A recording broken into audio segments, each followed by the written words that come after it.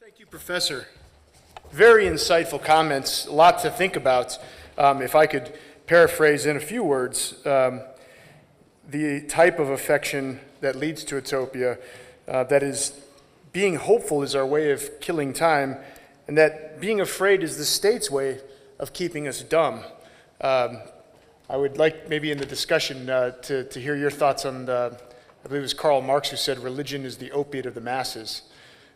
Certainly there's a lot of things to unpack that we'll get to in the Q&A. And thank you again, Professor, for kicking it off with that very comprehensive introductory lecture. Now, we're going to turn to Dr. Maria Navarro, another distinguished philosopher who joins us from her home country here in Spain. She is a postdoctoral researcher at the University of Amsterdam, and she has taught at a variety of universities, from the University of Birmingham to Freiburg and to Heidelberg.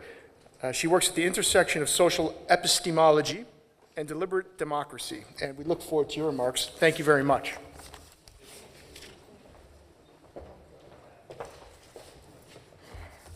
Thanks a lot for the introduction, and thanks a lot for the invitation. Thanks to Bada Hamfa and to Rafael Haider.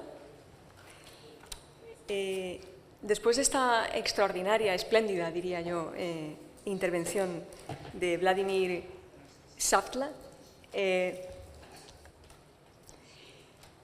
me gustaría concentrar mi intervención y concebirla como una aportación más dentro del marco teórico que él acaba de introducir. Un marco teórico en el que el rol de ciertos afectos se concibe teniendo un impacto sobre la vida política. El profesor Vladimir Saftla ha mencionado a la esperanza y el miedo. Como todos los politólogos saben, la vida política se enmarca dentro de dos sistemas emocionales fundamentales. Son los sistemas emocionales a los que se refiere, por ejemplo, Manuel Castells en el año 2009 cuando publica Comunicación y Poder. El sistema emocional primero es el de la predisposición, y habría un segundo sistema emocional, el de la vigilancia. Mientras el primero regula emociones como el entusiasmo, el acuerdo, la confirmación, el seguimiento que las personas muestran hacia tesis con las que están de acuerdo. Sin embargo, el sistema emocional de la vigilancia regula la emoción del miedo, la emoción de la desconfianza. Y aunque parezca contradictorio, este segundo sistema que regula las emociones a las que acabo de referirme puede tener un papel importante en lo que se ha denominado la dimensión vigilante de las sociedades. Las sociedades vigilantes son aquellas que revisan sus protocolos, que están pendientes de los sistemas jurídicos que garantizan valores como el de la participación, como el de la igualdad de oportunidades, como el de la vigilancia, por ejemplo, hacia las inequidades políticas y epistémicas con que puede incluso organizarse la vida política. Después de marcar estos dos sistemas, después de referirme a estas emociones, me gustaría hacer la siguiente aportación en estos minutos. Me gustaría mostrar cuál es el rol de la deliberación, de los procesos deliberativos, que son exigentes y que tienen que ver con la revisión, con la vigilancia, con la actitud precavida, incluso con la precaución, en los procesos de participación que estamos viviendo. En particular, tengo en mente los procesos de participación en España, procesos políticos. Para entender ese rol, para explicar qué oportunidad puede tener que desarrollemos más nuestros entornos deliberativos, me gustaría decir antes unas palabras acerca de esos procesos participativos que vinculo con movimientos sociales.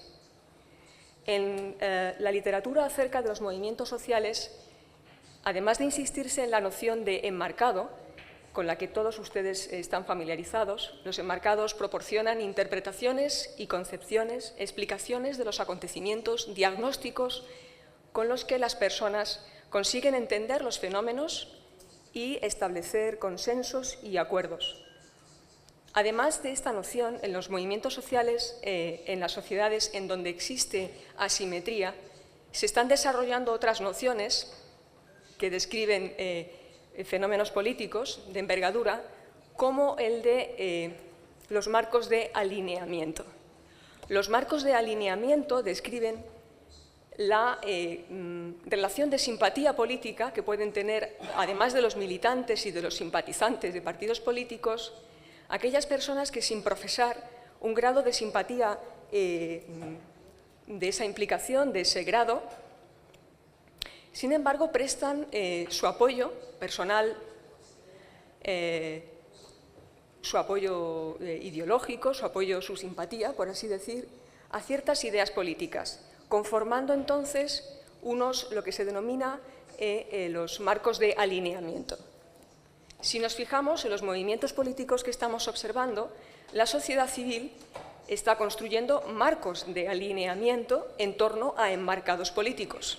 Son los enmarcados políticos que describen la acción política de los partidos, de las candidaturas, de las agrupaciones que se están desarrollando a día de hoy en España, en particular.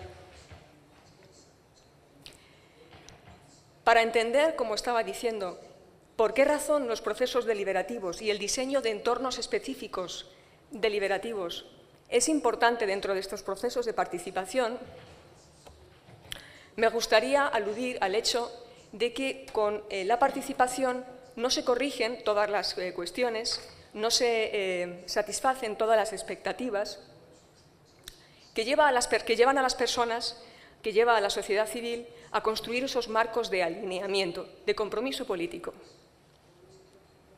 Esto es así por distintos motivos. Algunos de ellos tienen que ver con limitaciones específicas de los discursos. Me refiero a lo siguiente. Pese a la implicación política de muchos ciudadanos a la construcción de esos marcos de alineamiento político, no parece fácil reconstruir la legitimidad política. Una legitimidad política que no solamente abarca cuestiones de honestidad, cuestiones que tienen que ver con la construcción o la reconstrucción del tejido político en su conjunto, sino con las propias instituciones. La participación tiene límites. Límites con los que se intenta jugar en la medida de lo posible, puesto que, como digo, la regeneración política tiene que ver con la inyección de un nuevo entusiasmo, de un nuevo compromiso político por parte de la ciudadanía. Este fenómeno, el fenómeno de la regeneración política, se conjuga con el de la eclosión de más temas políticos, más y variados temas políticos. La agenda política se ensancha, se hace global, se suele decir, y las personas intentan afrontar esos desafíos abrazando unos ideales de participación con los que, además, de manera local y de manera más inmediata, intentan dar una respuesta a anomalías, a fenómenos de corrupción, a fenómenos de debilitamiento de nuestros ideales políticos, de nuestros ideales democráticos incluso. Quiero sostener aquí un cierto escepticismo en relación a la capacidad de esos marcos de alineamiento y de sus instrumentos políticos para regenerar por completo el espacio político tal y como lo conocemos a día de hoy en España. Para mostrar que este escepticismo es razonable, me gustaría volver a la idea de que la vida política se desarrolla a través de dos grandes sistemas emocionales que rigen nuestra conducta política, los aspectos más irracionales y los aspectos también más reflexivos. Son esos dos sistemas a los que me he referido. Esa combinación, la combinación y la polaridad de los dos sistemas que tenemos ahora todos en mente, aconseja que se diseñe paralelamente a los procesos de participación entornos de deliberación. De hecho, en las teorías sobre la participación se suele insistir en que hay una participación en la que la representatividad importa, y hay otras concepciones de la participación basadas en dinámicas de participación en las que la representatividad no es esencial. Cuando digo esto, tengo en mente, por ejemplo, el modelo de participación que atiende a la representatividad, por ejemplo, en las encuestas deliberativas, en donde se selecciona de manera aleatoria a un conjunto de personas para, pues a través de un proceso que describe muy bien Fisking, que fue quien teorizó sobre este modelo, las encuestas deliberativas, deliberative polling, se prestan a un proceso de construcción informada de la opinión pública. Esta experiencia, por ejemplo, contrasta con otras en las que, por ejemplo, la representatividad de las personas que participan en el proceso no es tan relevante. Por ejemplo, los modelos electrónicos de democracia, en los que el participante se autodenomina, se autoselecciona para participar. Como veis, he mencionado solamente dos, pero en la literatura sobre la participación ciudadana hay muchos otros. Esta situación, la situación de que la participación, en definitiva, se diga de tantas maneras, aconseja que se profundice más a día de hoy en nuestras democracias sobre la noción de deliberación.